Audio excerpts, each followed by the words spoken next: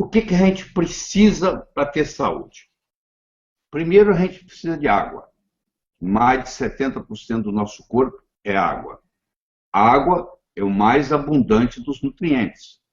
Ela faz hidrólise, então ela é um nutriente. Por muitos anos achavam que a água não era um nutriente.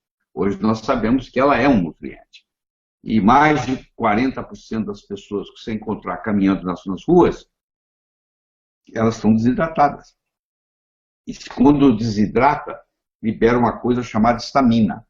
E a histamina predispõe à dor crônica.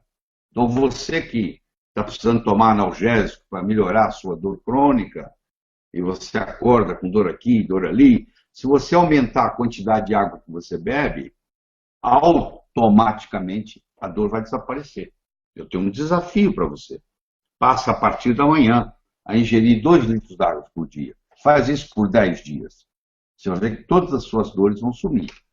Só que você não pode ingerir a água pura, como você conhece.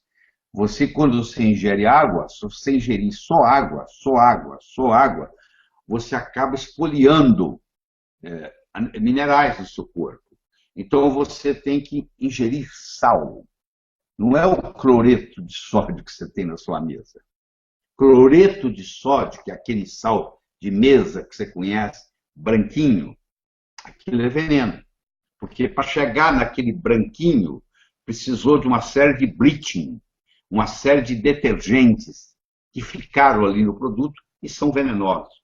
Então, se você ingerir cloreto de sódio, que é o seu sal de mesa, você, além de ter pressão alta, você vai ter uma série de outras consequências. No entanto, se você aprender a ingerir o sal integral, que pode ser um sal integral marinho, ou pode ser um sal integral que venha, por exemplo, do Himalaia, sal rosa do Himalaia, você vai estar ingerindo mais de 60 minerais, entre eles um mineral chamado magnésio.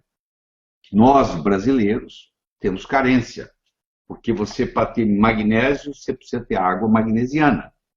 Para você precisa ter água magnesiana, você precisa ter vulcões. E o Brasil é pobre em vulcão, ainda bem, né? Nós não temos vulcões. Mas também pagamos um preço por isso. Nada é de graça, né? Não tem almoço de graça. Tudo tem um preço. Então o Brasil é conhecido internacionalmente pela Organização Mundial de Saúde como sendo um país pobre, por exemplo, em magnésio. Entre outras coisas. Por exemplo, problemas que nós temos também de iodo. E assim vai. Aliás, se você fizer um estudo, e os americanos fazem isso muito bem, que chama NHANES, que é um estudo feito pelo Departamento de Agricultura americano, que a cada 5 anos eles pegam 2.500 americanos em diferentes cidades e fazem uma avaliação laboratorial do que eles vêm ingerindo. E nos últimos 30 anos, por exemplo, a quantidade de iodo que você ingere caiu 50%, porque não tem mais no solo. Quando a sua mãe tinha a sua idade, ela ingeria o dobro do iodo que você ingere hoje. Quando a sua mãe tinha a sua idade, ela ingeria mais do que o dobro de magnésio que você ingere hoje. Então, o que está acontecendo? Os minerais e as vitaminas estão desaparecendo dos alimentos. Então, com isso, você vê as consequências. Mas vamos voltar na nossa história da água. 70% do nosso corpo é água. O cérebro chega a ser até mais. E quanto mais jovem você é, mais quantidade de água você tem. Um recém-nascido chega a ter 80%, 85% de água. Uma pessoa idosa de 90 a 100 anos chega a baixar para 60%, 59% de água. Então, se você quiser melhorar a sua saúde, a primeira coisa que você tem que fazer é ingerir mais água. E concomitantemente à água, você ingere mais sal. Então, geralmente, você coloca uma colher de sal integral, uma colher de café. Tem colher de sopa, tem colher de chá, tem colher de café. 3 colheres de café fazem uma colher de chá. Então, você pega uma colherzinha de café, põe num litro de sal integral, põe num litro d'água. E você toma aquele litro d'água durante o dia. Se você quer tomar 2 litros, você põe 2 colherzinhas. É muito simples. Aí você vai se hidratar. Só isso aí já fazia uma diferença enorme no resultado. Nós somos viciados em carboidrato. É tão difícil você ficar longe do açúcar que é quase um martírio, porque quando você ingere o açúcar, você imediatamente aumenta a sua dopamina. A dopamina faz a gente ficar mais feliz. Então, a dopamina estimula você para a vida. Então, você está num ciclo vicioso, viciado. Tanto açúcar é tão viciante que eles pegam ratos e colocam numa bandeja, num pires eles colocam açúcar, no outro pires eles colocam cocaína. E eles filmam esses ratos por 24 horas e eles passam muito mais tempo no pires que tem açúcar do que no pires que tem cocaína. Ou seja, no frigir dos ovos, açúcar é mais viciante do que cocaína. E quando você ingere mais carboidrato que você deveria, a sua insulina sobe.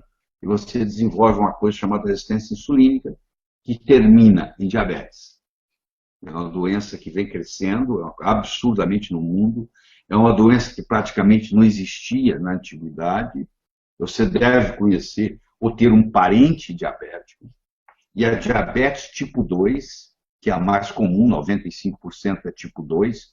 Os 5% é o tipo 1, que geralmente ocorre na juventude e precisa de insulina. A tipo 2, que é a chamada diabetes do adulto em geral, hoje o termo já não se aplica mais, porque você encontra americanos com 9, 10 anos de idade, 12 anos já diabéticos. Então é impressionante a quantidade de diabético no mundo. E o conceito que se tem erradamente em medicina é que diabetes é uma doença progressiva e que você não tem nada que você possa fazer. Você tem que tomar remédio. E aí vem as amputações, vem cegueira, vem transplante de rim, vem transplante de fígado e etc. Mas o fato é que se você fizesse, como eles fizeram, eles pegaram um grupo de aborígenas. O que são aborígenes? São os nativos australianos, que os pais, os avós viviam na floresta. E eles, filhos desses netos, vieram para a periferia da cidade, na cidade de Sydney. Eles pegaram esses indivíduos, seriam os índios deles, que estão morando na periferia. Como tem aqui no Brasil, você vai em Campo Grande, você vai em Cuiabá, você vê índios morando na cidade. Então, os índios ali, australianos, chamados aborígenes, como eles têm uma genética para poder sobreviver à fome, eles têm um tipo de gene chamado Trifid gene, que é o gene parcimonioso, é o gene da economia. Quando põe fartura para ele, principalmente na forma de carboidrato, eles desenvolvem diabetes. Todos eles ficam obesos e todos eles desenvolvem diabetes. Então, eles pegaram um grupo de 30 obesos diabéticos na periferia de Sydney, na Austrália, e levaram esses de volta aos seus ancestrais. Eles foram viver durante 3 semanas ininterruptas, comendo a comida que os avós deles comiam no mato, lá na floresta. E em 3 semanas, todos curaram a diabetes. Não tinham mais problema de glicemia. A glicose de todos eles normalizou. E a insulina de todos eles normalizou. Por apenas tratamento, onde tirou o carboidrato. Aí você aqui, você fala assim, eu quero comer isso, então vou tomar esse remédio. A ponto de você ter que ingerir insulina. Insulina é um hormônio que causa diabetes, por incrível que pareça. Eu não estou aqui para discutir esse conceito, porque o nosso tempo não permite, mas você vai ver que quanto mais insulina você tiver no sangue, mais resistência insulínica você tem, mais predisposição, mais diabetes vai pior. Isso entra num ciclo chamado vicioso. Entendeu? A outra coisa que você deveria de comer e não come é gordura. Porque fizeram uma lavagem cerebral em você de que gordura faz mal. O seu avô, o seu bisavô comia carne de porco numa boa, cozinhava com banha de porco numa boa e era muito mais saudável do que você. Porque eles ingeriam gordura. Por quê? Todas as células são feitas, a membrana celular é feita de gordura. O nosso cérebro é feito de gordura. Se você tira a gordura da sua vida, você tem uma deficiência, inclusive, cognitiva. Eu acho que existe uma doença no mundo hoje, chamado deficiência lipídica, que nós, cardiologistas, assustamos as pessoas que elas não podem comer gordura, porque se elas comerem gordura, o colesterol vai subir, meus amigos. Meu amigo, você que está aí, minha amiga. Colesterol não é feito de gordura. Colesterol é feito de carboidrato. Colesterol não é uma gordura. Conversa com seu amigo bioquímico. Colesterol é um álcool. Ele não é uma gordura. E ele não é feito de gordura. Ele é feito de carboidrato. Se o seu colesterol está elevado, provavelmente é porque você está comendo muito açúcar. Se você diminuir a sua quantidade de açúcar, você vai diminuir o seu colesterol.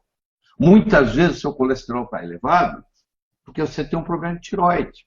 Você tem hipotireoidismo. Aliás, o colesterol elevado antigamente era usado para detectar, hoje já tem exames mais sofisticados, se você tinha algum problema de tireoide. É o teste dos pobres para saber se tem problema de tireoide. Então, se você está com colesterol alto, você vai no seu cardiologista e ele, sem checar sua tireoide, ele te passa uma estatina da vida, e na realidade você está com um problema tiroidiano, ele não resolveu o seu problema, em absoluto. Porque o colesterol elevado é apenas um marcador. Imagine que você tenha uma fábrica que fabrica fogos de artifício. E você sabe que as fábricas que fabricam fogos de artifício, uma hora pode explodir, pegar fogo e queimar tudo. Então você montou um sistema de alarme, com um alarme na sua cabeceira, na sua cama. Se algum dia a sua fábrica lá pegar fogo e começar a aparecer fumaça, vai tocar uma campainha na cabeceira da sua cama e você vai tomar uma providência. Só que um dia você acorda às 3 da manhã, a campainha está tocando, você vai lá e corta o fio dela, claro, ela parou de tocar, e você volta a dormir. É mais ou menos assim. O colesterol subiu, ele é mocinho, ele não é bandido, ele está ali por uma razão, por um marcador, ele é um marcador, só que você vai lá e baixa o colesterol, você vai lá e corta o fio do alarme, ao invés de você ver o que está causando. Entendeu a diferença? E aí, erradamente, você fala assim, não, eu não posso comer gordura. Aí, como você não pode comer alimentos sem gordura é igual comer isopor, ninguém aguenta. Tem que colocar um açúcarzinho para enganar o paladar. Aí você começa a ingerir mais carboidratos. E na ingestão de mais carboidratos, você desenvolve uma síndrome metabólica. Você pega a barriguinha de chope, entendeu? Você fica mais obeso e você começa a ter os problemas do diabetes. E isso depois leva um susto, porque o diabetes no começo ele é silencioso, ele é praticamente sem sintoma.